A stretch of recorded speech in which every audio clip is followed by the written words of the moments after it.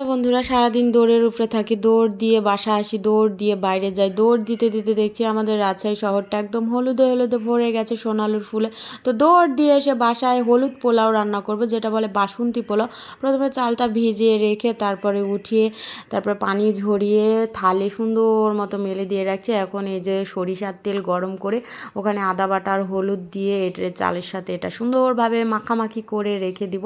আর দৌড়ের উপরে থাকি, এটা আরেকটা কথা, যেটা আমরা বাসায় যারা কাজ করি সবাই ভাবে বাসায় শুধু রান্না বান্না আর কোনো কাজ নাই, দুনিয়ার রাজ্যের কাজ। সকালে উঠে বাসা পরিষ্কার না করতে মেয়ের জন্য নাস্তা করতে হবে টিফিনের জন্য, সেটা দিয়ে মেয়েকে স্কুলে দিয়ে এসে আবার শুরু হবে বাসা পরিষ্কার রান্না বান্না।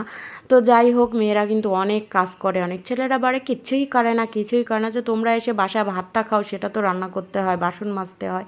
তারপর শাশুড়ির তেল গরম করে ওখানে আমি দিয়ে দিলাম কাঠবাদাম, পেস্তা বাদাম আর কিশমিশ। এটা আমি বেশি ভেজে নেব না, এর মধ্যে চালটা দিয়ে দিব। বেশি ভাজলে ওটা উঠিয়ে নিতে হয়, আমি উঠাবো না, ওর মধ্যেই দিয়ে দিব। আমার বাসায় ঘি ছিল না, ঘিটা শেষ হয়ে গেছে, আমি বিরিয়ানি রান্না করেছিলাম কালকেই, এই জন্য তেল দিয়ে রান্না করছি। তারপর একটু উস্কানি আমি পেঁয়াজ দিয়ে দিলাম, কারণ বাসন্তী পোলাতে পেঁয়াজ কেউ দেয় না, আমি দিই, কারণ এটা আমার রান্না, আমি যেভাবে খুশি সেভাবে রান্না করব, মানে এভাবে রান্না করলেই খেতে ভালো হয়।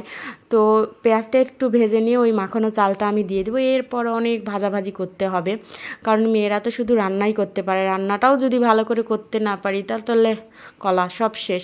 তো সুন্দর করে রান্না করছি, এটা খেতে কিন্তু মাশাল্লাহ অনেক মজা ছিল। হলুদ হলুদ হয়ে আমাদের রাজশাহী শহরটা এমন সুন্দর হয়ে ফুলে ফুলে ভরে গেছে, এজন্য ভাবলাম ওর এমন হলুদ হলুদ পোলাও খেতে হবে, যেটা বাসন্তী পোলাও, সেম হলুদ কালারের, মানে ওই যে কী ফুল বলে ওটা, সোনালুর ফুল, একদম হলুদ কালারের। আমাদের শহরটা, আমি যেখানে থাকি বিমান চত্বর, সেখানে রাস্তার পাশে প্রচুর পরিমাণ সোনালুর ফুল ফুটছে, মানে হলুদে একদম ভরে গেছে রাস্তার চারপাশটা। আমাদের রাজশাহী শহরে কিন্তু সারা বছর ফুল থাকে, শীত বসন্ত বৈশাখ জ্যৈষ্ঠ আষাঢ় শ্রাবণ কোনো মাসে ফুল ছাড়া থাকে না, যেদিকেই তাকাই শুধু ফুল। একটা ফুল শেষ হবে আরেকটা ফুটবে, একটা ফুল শেষ হবে আরেকটা ফুটবে, আবার কাঠগোলাপও আছে।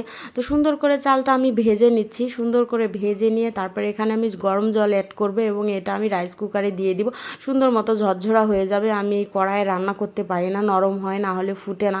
বিরিয়ানিও আমি রাইস কুকারে দিই, এই পোলাওটাও দিই, তাহলে সুন্দর ঝরঝরা হয়ে যায়। একটু গরম পানি দিয়ে দিচ্ছি পরিমাণ মতো, 1 পট চাল নিলে রাইস কুকারের যে পট থাকে 2 পট পানি দিতে হবে, পানিটা মেপে দিলে সুন্দর হয়। তারপরে এখানে যখন বলক চলে আসবে তখন আমি রাইস কুকারে দিয়ে দিব। এই যা, আমি ভুলে গেছি একটা জিনিস দিতে, জানো, সেটা হচ্ছে কাঁচামরিচ, 2-3টা কাঁচামরিচ দিলে আরও ভালো হতো। আমি একটু লেবুর রস দিলাম, তাহলে ঝরঝরা হয়, এটা একটা ট্রিক্স। তো হচ্ছে যে এখন রাইস কুকারে দিয়ে দিলাম, চালটা দিয়ে এখানে বসিয়ে দেবো, সুন্দর মতো ঝরঝরা হয়ে যাবে পোলাওটা। আর এখানে পুরার চিন্তা নাই, লেগে যাওয়ার চিন্তা নেই। এই দেখো মাশাল্লাহ হয়ে গেছে, সেই স্বাদ ছিল খেতে বন্ধুরা, সত্যি বলছি। এভাবে তোমরা রান্না করবে, অনেক খেতে ভালো হবে। এখন একটু ঘি ছড়িয়ে দিলে একদম জমি ক্ষীর হতো, তো আমার বাসায় ঘি নেই। তো আজকে পোলাও পর্যন্তই, আল্লাহ হাফেজ।